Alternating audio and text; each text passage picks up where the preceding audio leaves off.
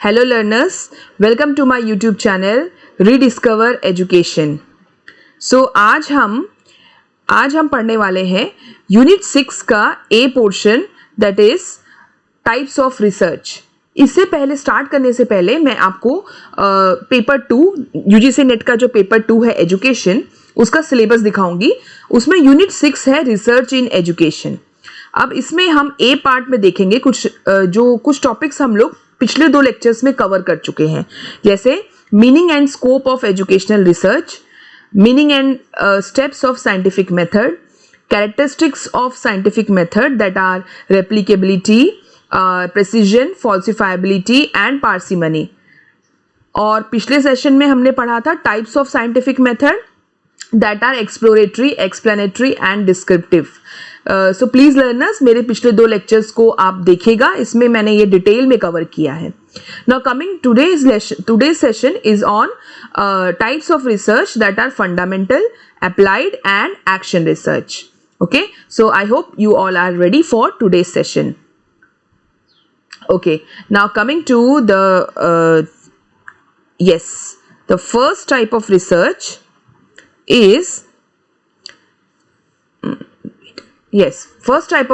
is basic or fundamental research. मैंने आपको पहले ही बोला है कि मैं आपको अपने सारे लेक्चर और जो सारे लेक्चर में जो सारे कंसेप्ट्स होंगे वो आपको कीवर्ड्स के हेल्प से पढ़ाने वाली हूँ. तो और मेरे सारे कीवर्ड्स बोल्ड में होंगे स्लाइड में. सो यहाँ पे हम देख सकते हैं कि बेसिक और फंडामेंटल रिसर्च को प्योर रिसर्च भी कहा जाता है. सो इसके 3 नाम हैं. बेसिक रिसर्च के 2 और नाम है, fundamental research and pure research. Okay, exam में कई बार कोई भी एक नाम से दे दिया जाता है तो आपको कंफ्यूज नहीं होना है. You have to understand that these 3 are same. Basic research is primarily concerned with the formulation of a theory building. इसको हम थ्योरी बिल्डिंग भी बोल सकते हैं. कोई भी थ्योरी जब आप फॉर्मुलेट करते हैं तो वो आ जाता है बेसिक रिसर्च में. और you can say it contributes to the existing body of knowledge.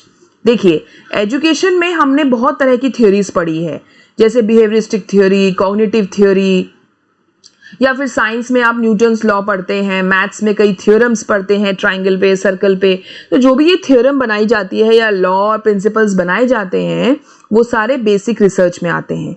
और अगर आप इन्हीं थ्योरीज में कुछ ऐड ऑन करना चाहेंगे, कुछ ऐड ऑन करते हैं तो वो भी बेसिक रिसर्च ही कहलाता है.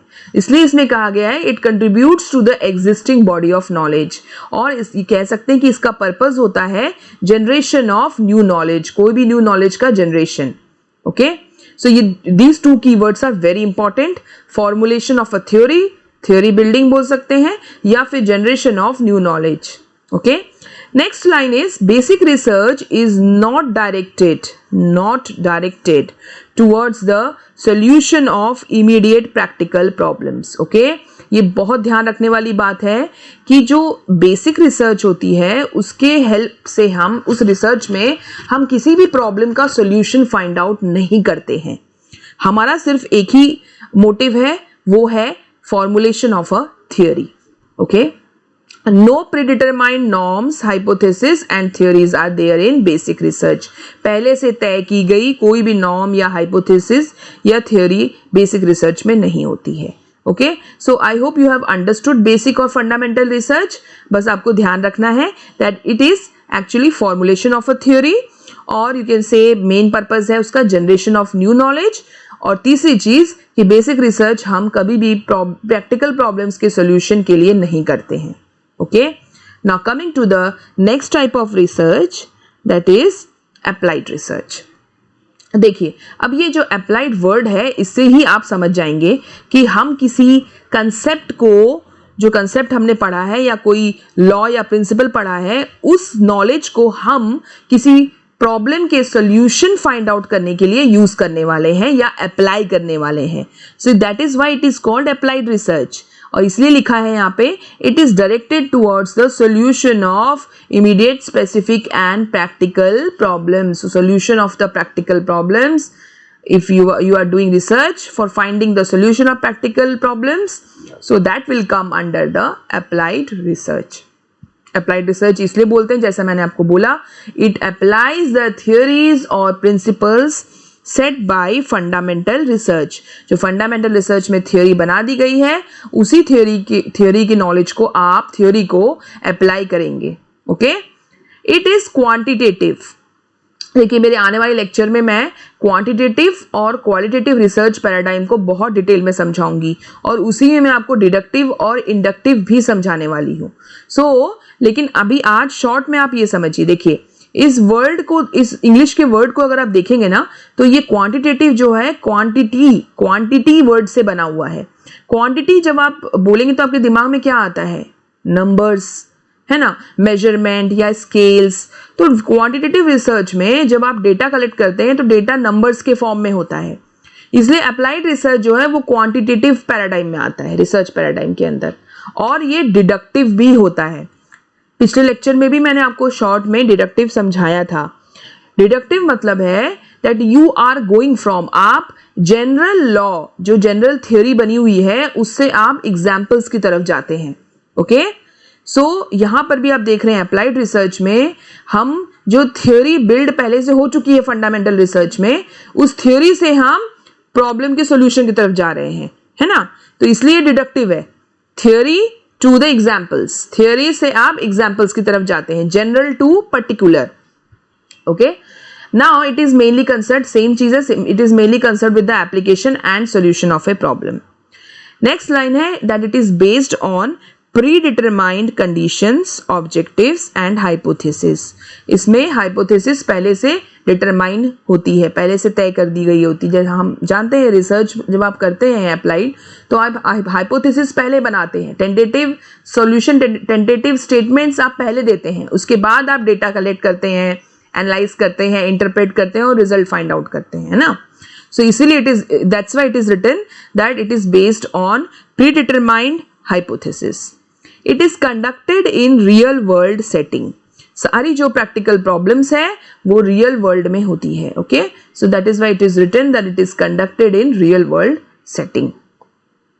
Next point is most educational जो प्रॉब्लम्स, एजुकेशन रिसर्च जो होती है दैट इज अप्लाइड रिसर्च। जो एजुकेशन रिसर्च होती है वो अप्लाइड रिसर्च होती है। To develop generalisations about teaching learning processes, instructional materials, the behavior of children and way to modify it and so on.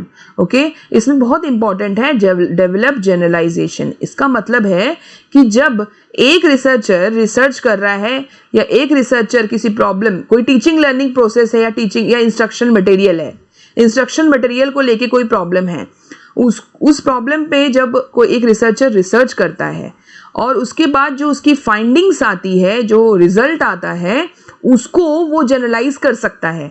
मतलब उसकी फाइंडिंग्स को कोई दूसरा रिसर्चर यूज कर सकता है अपने रिसर्च में। Okay, I hope you have understood. So applied research में ये भी एक इंपॉर्टेंट पॉइंट है that you can generalise your findings. Okay, so हम समझ गए हैं अप्लाइड रिसर्च इज, इसके की पॉइंट्स क्या है? Solution, you have to for finding the solution of practical problems. Second है you are applying the theories that are actually built in the fundamental research. It is quantitative, it is deductive, it is done in the conducted in the real world setting. Okay, now coming to the last, the third type of research that is action research. Let me tell you learners that ये action research जो है वो NTA UGC net का favourite topic है। मतलब इसको तो आपको छोड़ना ही नहीं है। अगर आप UGC नेट की प्रिपरेशन स्टार्ट कर रहे हैं या कर चुके हैं, इसको तो रिवाइज करना ही है। एक्शन रिसर्च से पेपर 1 और पेपर 2 दोनों में इसके ऊपर क्वेश्चंस होते ही होते हैं। इवन दिसंबर 2020 का जब आप पेपर लेंगे तो पेपर 1 में भी एक क्वेश्चन था एक्शन रिसर्च पे और पेपर 2 में भी था। मतलब आप समझिए कि आपको 4 मार्क्स जो है वो फ्री में, अगर आप ये पढ़ लेते हैं तो 4 मार्क्स आप ऐसे ही गेन कर लेंगे। And learners you already know that in the UGC net 1 marks is important. कभी कभी एक मार्क्स से JRF लोगों का रह जाता है या UGC नेट नहीं आप निकाल पाते हैं, है ना। लोग कहते हैं ना बूंद बूंद से घड़ा भरता है, बस वही वाली बात है। यहाँ पे एक बूंद इंपॉर्टेंट है, एक टॉपिक इंपॉर्टेंट है। Okay, so now coming back to the lecture, the main aim of the action research is to find out the solution of an immediate problem. Okay, यहाँ पे जो problem होती है वो immediate होती है, तुरंत वो problem होती है और उसका solution find out करना होता है. Okay, this is the main part, क्योंकि इसी से आप action research और applied research में difference पता लगा पाएंगे. दूसरा, it is a method of systematic inquiry. Systematic inquiry तो होगी ही क्योंकि ये साइंटिफिक मेथड पे डिपेंड होता है, और साइंटिफिक मेथड हम सभी जानते हैं कि सिस्टमेटिक उसमें प्रोसेस होता है, स्टेप्स होते हैं. So that is why it is a method of systematic inquiry that teachers undertake as researchers of their own practice. Again, one point that you can, with the help of this point, you can differentiate between applied research and action research. कि इसमें ये action research जो है वो teachers, instructors and school administrators करते हैं. क्यों करते हैं? To deal with the classroom problems and improving their classroom practices. जब उनको अपने क्लासरूम प्रैक्टिसेस या कोई क्लासरूम की प्रॉब्लम हो रही है या उनके मेथड ऑफ टीचिंग को चेंज करना है, इम्प्रूव करना है, तो वो एक्शन रिसर्च करते हैं. And it is an applied research. ठीक है, it is the one of the type, it is a type of applied research. देखिए, इस पे भी क्वेश्चन बन सकता है यूजीसी नेट में. जैसे आप नेट के क्वेश्चंस में देखते हैं ना, स्टेटमेंट के क्वेश्चंस आते हैं. स्टेटमेंट 1 रहेगा, स्टेटमेंट 2 दिया रहेगा, and you have to find out that which one of is true और फॉल्स, या दोनों ट्रू है या दोनों फॉल्स है. तो उसमें ऐसा स्टेटमेंट दे सकते हैं that action research is a type of applied research. So obviously this statement is true. Okay, it is used, तो it is used for improving the current practices. Action research क्यों करते हैं? To improve the current practices. It is primarily focused on immediate application. है ना, immediate word जो keyword है आपको ध्यान रखना है, immediate application होता है. Now the next line is very important. Not on the development of broad theories, okay, or generalizations. देखिए, सबसे पहला, हम इसमें कोई थ्योरीज डेवलप नहीं करते. थ्योरी बिल्डिंग जो है वो बेसिक रिसर्च में की जाती है.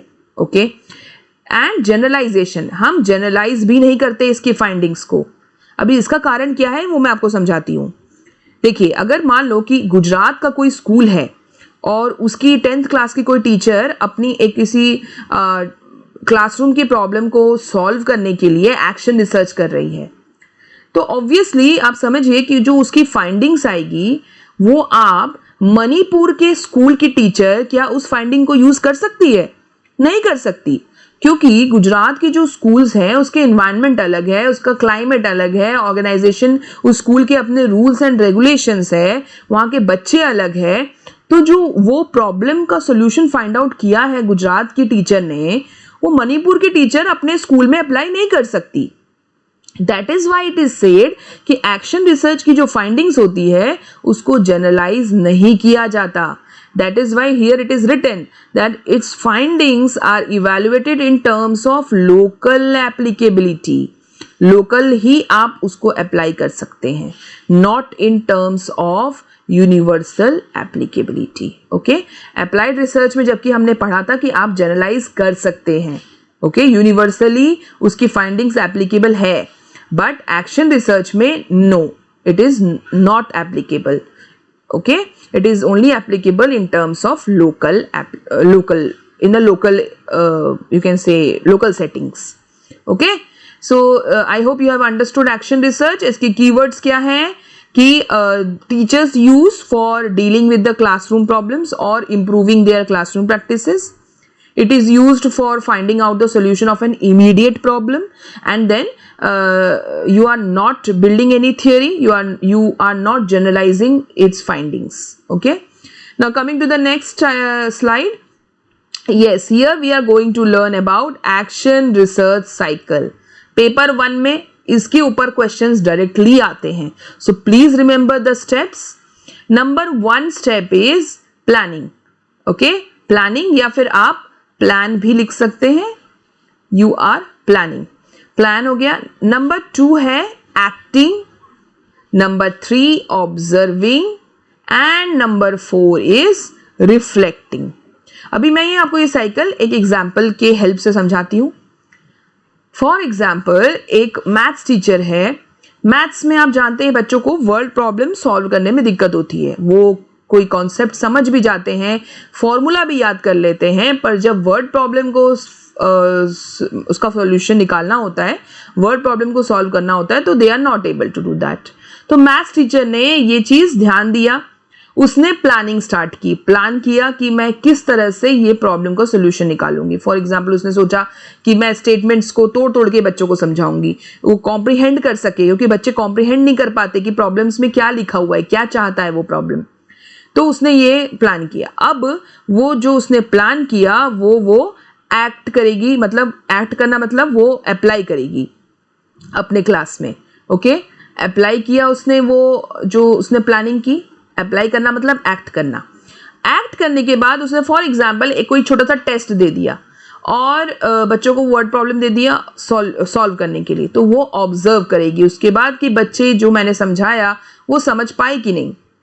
ऑब्जर्व करने के बाद उसने वो टेस्ट पेपर का जो मार्क्स बच्चों ने देखा, रिजल्ट जो आया, वो रिजल्ट देख के वो रिफ्लेक्ट करेगी कि मैंने जो पढ़ाया वो बच्चों को समझ में आया कि नहीं आया, मेरा जो पढ़ाने का तरीका है, जो मेथड ऑफ टीचिंग है, वो उन्हें समझ में अगर आ गया तो इट्स वेरी गुड, अगर नहीं आया तो वापस से वो प्लान बी बनाएगी।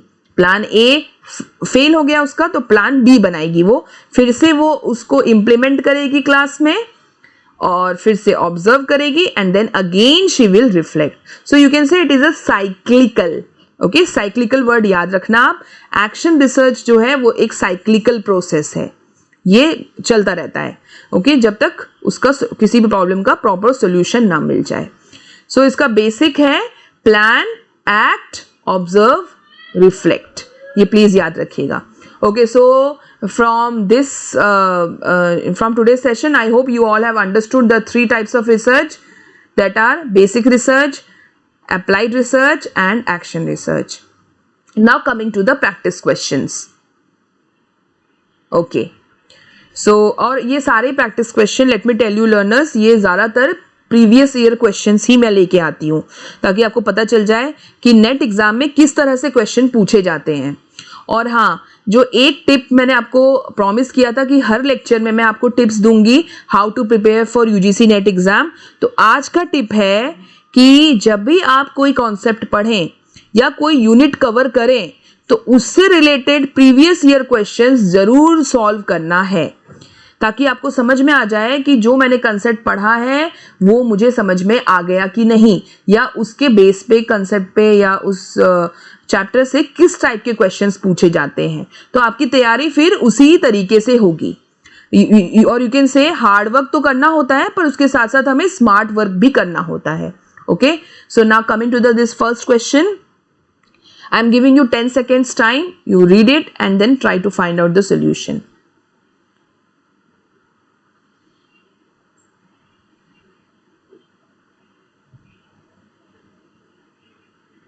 Okay, so now tell me what will be the solution of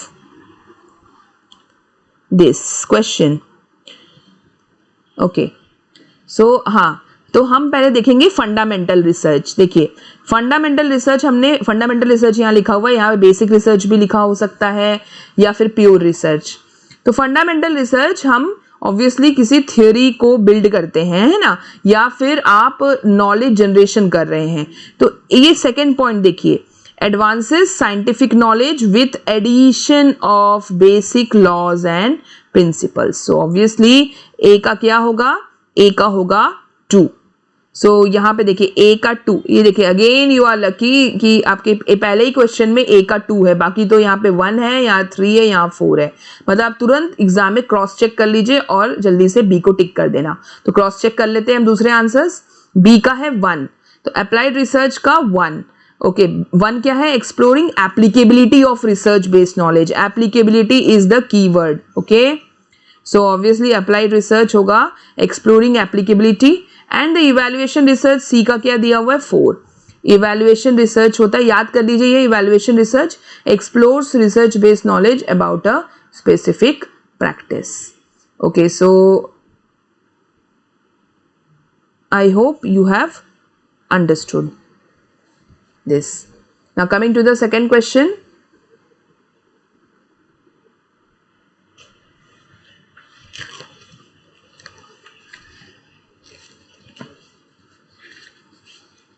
Okay, second question. Newton gave 3 basic laws of motion. This research is categorized as. Again 10 seconds to you.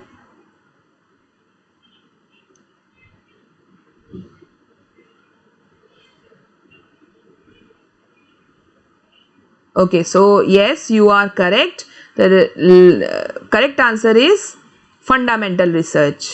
Okay यहाँ पे देखिए दिया है Newton gave 3 basic laws of motion, मतलब theory दी, building हो रही है, सो ये होगा fundamental research. Coming to the next question. For conducting action research reviewing of related literature is done to. Okay, I am giving you 10 seconds.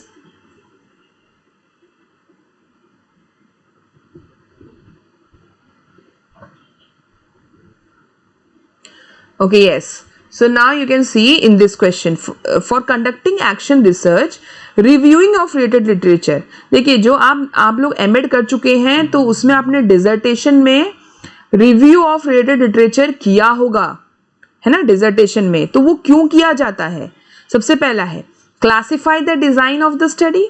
No, you are not classifying any design of the study with the help of review of related literature.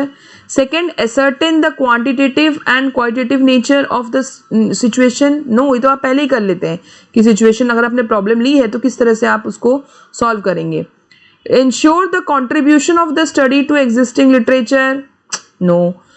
Fourth option देखिए, identifying the effective ideas and practices. Yes, this is correct answer. आप जो है review of related literature से ये क्यों किया जाता है? ताकि आप आइडेंटिफाई कर सके जो इफेक्टिव आइडियाज और जो प्रैक्टिसेस है, आपकी प्रॉब्लम से रिलेटेड जो प्रैक्टिसेस दी गई हैं वो आप आइडेंटिफाई करते हैं. Okay, so now coming to the next question. A researcher is studying the effect of reinforcement on students achievement with appropriate controls imposed in practical situation. What is the type of research in this situation?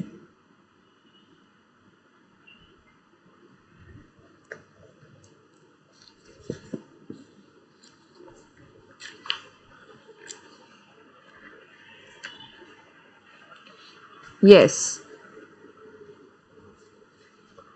Okay, so yes, here what will be the correct answer? Yes, the correct answer will be, wait a second, yes, applied research.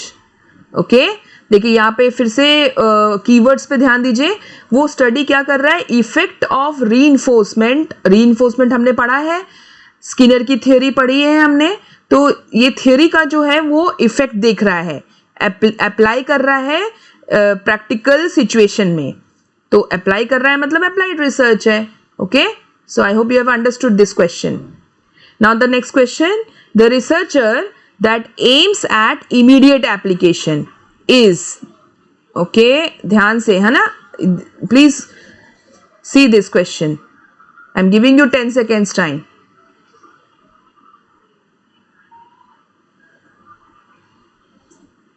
Yes, the correct answer is action research. Okay, I hope you have understood. See the keyword immediate application, तुरंत action research इसका answer होगा. Coming to the next question. The principal of school conducts an interview session of teachers and students with a view to explore the possibility of their enhanced participation in school program. This endeavor may be related to what?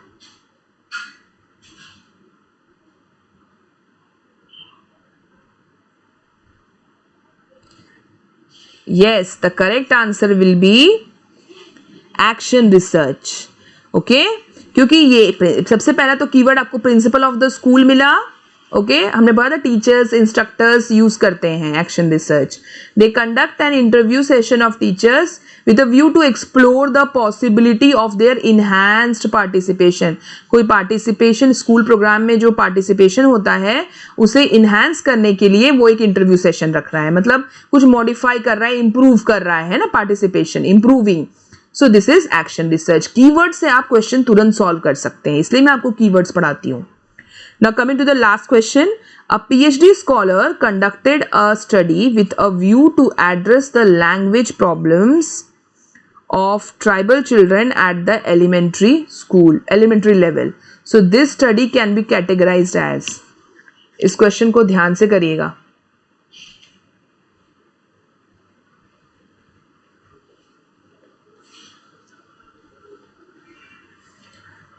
Here the correct answer will be applied research.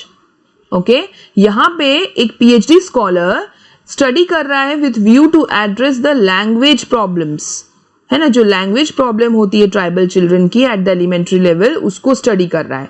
तो ये क्या बन गया, applied research. यहाँ पे कोई immediate problem नहीं है सबसे पहले तो, है ना, ये जनरल प्रॉब्लम है, लैंग्वेज प्रॉब्लम होती है ट्राइबल चिल्ड्रन को एलिमेंट्री लेवल पे, इसलिए ये एक्शन रिसर्च नहीं है. Okay so obviously it will be then applied research. Basic research तो होगा नहीं क्योंकि हम यहाँ कोई थ्योरी बिल्ड नहीं कर रहे हैं, और एक्सपेरिमेंटल भी नहीं होगा क्योंकि ये एक रियल वर्ल्ड सेटिंग में प्रॉब्लम है, तो एक्सपेरिमेंटल रिसर्च नहीं. और ना हम एक्सपेरिमेंटल रिसर्च तब होता है जब आप कोई कॉज और इफेक्ट की स्टडी कर रहे होते हैं, है ना, कॉज एंड इफेक्ट नहीं है यहाँ पे इस क्वेश्चन में. So obviously the answer will be applied research. Okay, so learners, I hope you have understood every questions and you have understood the concept. So work hard in silence and let success make the noise. So this is the mantra. Follow it, and if you have liked my session, you have understood the concept, so please like my channel, share it and subscribe it. And yes learners, please comment भी करिए अगर आपको कुछ मेरे lecture में कुछ सुधार चाहिए या कुछ modification चाहिए तो please comment in the comment section. And also join my telegram channel Rediscover Education. Telegram channel में जो भी पीडीएफ है मैं वहीं पे पोस्ट करूंगी, और कोई भी इंपॉर्टेंट नोट्स होंगे तो वो आपको टेलीग्राम चैनल पे मिल जाएंगे. Okay, so thank you learners, bye bye and take care.